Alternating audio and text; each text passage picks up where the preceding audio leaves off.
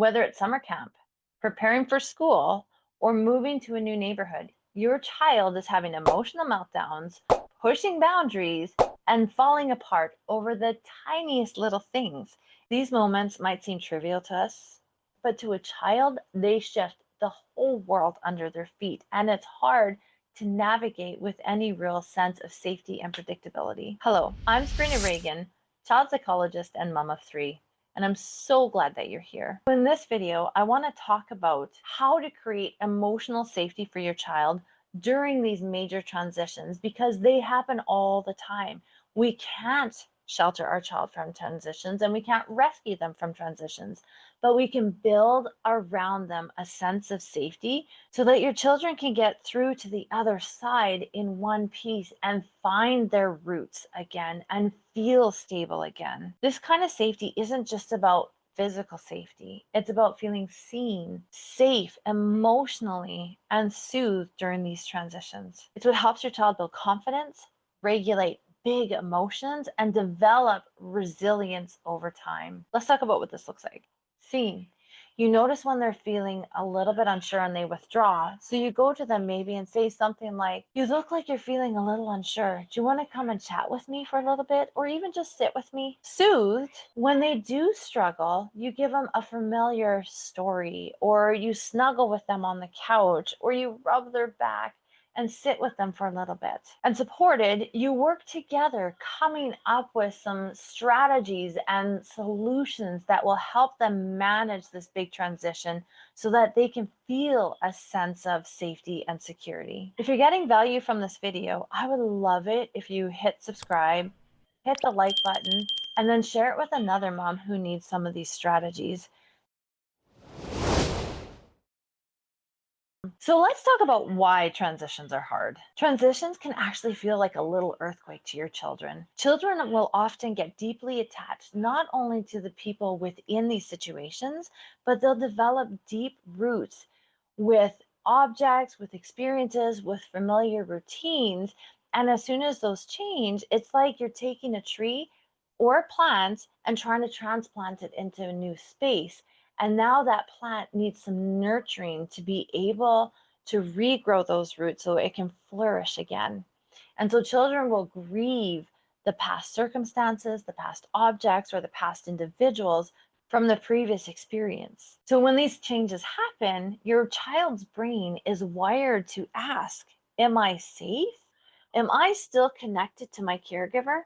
And if the answer is a little bit shaky, even if it's a yes, it will cause distress within their system. So what can we do? Let's dive into 3 practical, research-based ways to create emotional safety around your child so that transitions don't rock their world. Strategy number 1, predictability creates safety. Children feel safe when they can anticipate what's coming. So that means keeping routine steady whenever possible, giving them a heads up when something is about to change, and using visual or verbal countdowns before a transition is about to take place. You can say something like, "In 5 minutes, we're going to leave the park. So maybe you can slide 1 or 2 more times and then we're going to have to leave." For older kids, you can use a whiteboard or a checklist so that they can see in that day, if there's a new thing happening, they can follow along. And then it makes that change a little bit more predictable. Strategy number 2, validate, do not minimize. So even happy changes can feel like a loss to a child, a change to a new home, a new vehicle, a new friend, new school, new teacher, or starting a new soccer program. Some of these things that even your child has asked for can cause an element of distress because it's new. And so, one key way of helping them with this transition, of walking through this transition with them, is to listen for the feelings behind the behavior so that you can help communicate it back to them so they understand what's going on internally. And so you can validate those feelings as normal when something changes versus minimizing them and telling them, "You know what, it's going to be great. You'll do fine. You'll be so excited for this new school because you're going to make so many friends." While this sounds wonderful in your mind, what's actually happening for them is it minimizes those first emotions that they have starting the transition. And it doesn't allow them to grieve that process before they get to the excitement of the other side of the transition, especially for those positive changes. So it's really important to acknowledge the full spectrum of emotions, even if your child is feeling dramatic to you right now. So you can say something like, I know that you're so sad that summer is ending because free play was so much fun. What were your favorite parts? What are you going to miss most? Meeting a new teacher can feel exciting and scary at the same time. I totally get it. That's normal. When you validate their emotions, what you're communicating to them and what their nervous system hears is that I'm not alone in this, and I have someone to help me feel safe and walk me through this big scary moment. It tells them that someone gets them, even in this tidal wave of confusing emotions that are happening all at once. Validation helps your child move through the emotions instead of getting stuck in it and pushing it down and trying to be brave, which ends up causing anxiety in the long run because they're holding it inside and they don't get to process it. They don't get to move it through their nervous system. And so they don't get to the other side of being excited and strong and confident about this new change. Strategy number 3, use rituals and tools of connection to help them get through this new transition. Transitions often feel like separation. So what's the best way to deal with that anxiety? Oftentimes, if we're making our children move through it too quickly, like I said in the point before, it can create anxiety. And anxiety often shows up, especially in younger kids, as separation anxiety. And so then we think there's something wrong with our child because they won't go and do these activities that other children seem to find so easy. Now we have to deal with the clingy behavior and the separation anxiety that comes from this experience. The best way is to focus on connection before, during, and after the transition. Connection makes them feel secure. Connection makes them feel strong. Everything happens because of our attachment and their attachment to us. It's their foundation to be able to be confident and go explore the world and experience these little changes that rock the world under their feet. So lean into the relationship versus trying to make them more independent and ease away from that separation anxiety. I'm going to say that one more time. When you see anxiety because of any experience in their world, you want to lean into the relationship, not intentionally try and create more independence, because the more false independence you create, the more anxiety is going to ramp up. The way the brain works is hierarchical. The bottom, am I safe? On top of that, am I loved? If they don't feel safe, if they don't feel loved, anxiety is going to blossom and grow in their world. So lean into rituals and tools of connection. Here's some examples. You can try a special goodbye ritual. I often talk about this with kids who have 2 homes, that the parents create 2 rituals, an exit ritual and an entrance ritual. And they're always the same every time the child leaves the home and every time the child comes back to the home.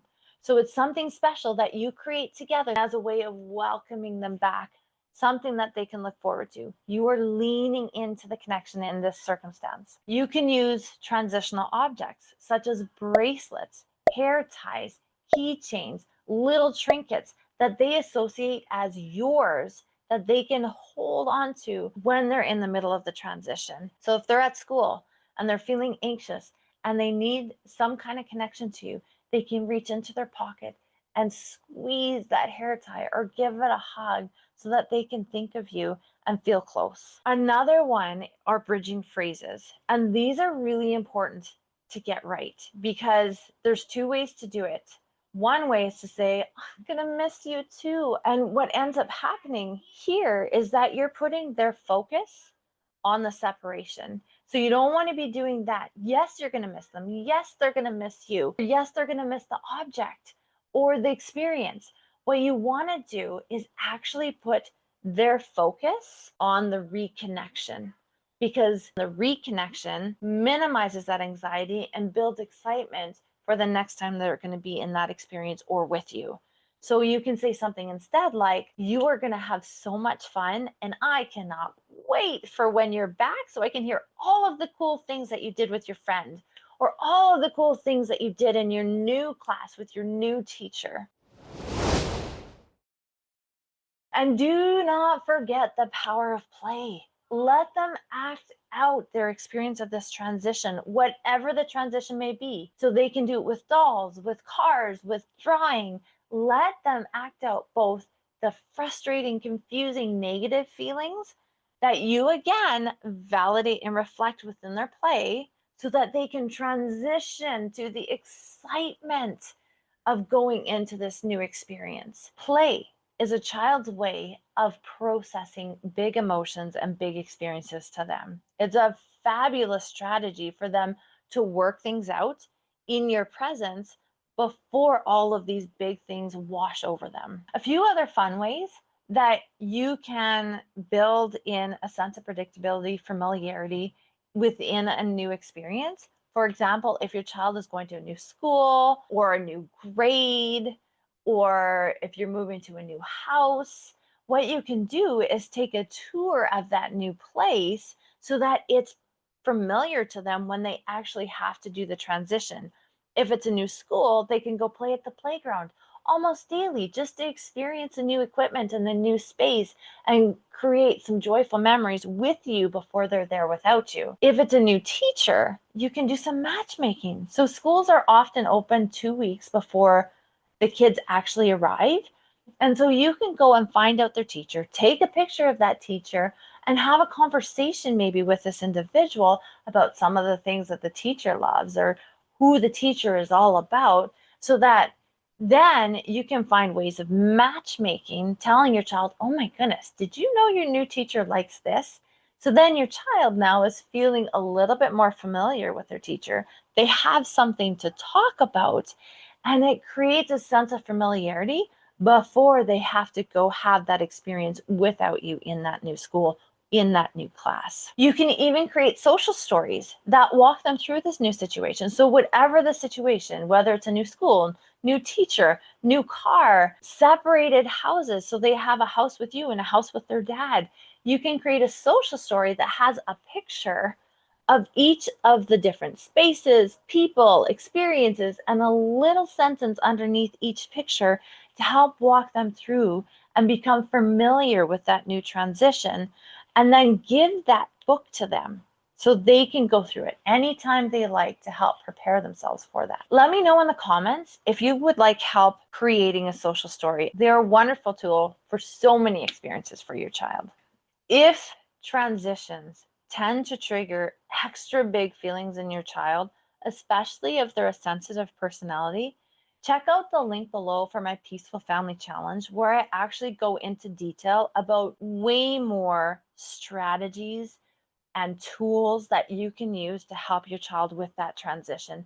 So you don't need to be perfect, you just need to be present. And in order to build emotional safety, there's very specific things that you can do, especially with sensitive kids, that will help build that safety so they can take all these transitions smoothly in the future. If this video helped you, if it gave you some ideas for your child specifically, hit that like button, subscribe, and share it with another mom who could use tools like this. Transitions are not easy, especially the resulting emotional and behavioral experiences that come from our kids when they go through these transitions. It can be so challenging. Transitions can cause a tremendous amount of emotional turmoil, including when you ask your child to do something that they just don't want to do yet. Transitioning from video games to the dinner table. These are mini transitions and they're hard for a child to leap through. So what do you do in these circumstances when you ask your child to do something and they become an emotional mess just trying to transition from video games to dinner? Watch my next video, how to get your child to listen without yelling. It is a 3-step process that works every single time to have them follow through on your expectation. And the more times you use it, the better it gets and the more it works. It's magic. And let me know in the comments, what transitions are your family experiencing right now? I would love to hear about those so that I can help you with them. You are not alone. You are doing better than you think. Keep coming back and I'll see you in the next video.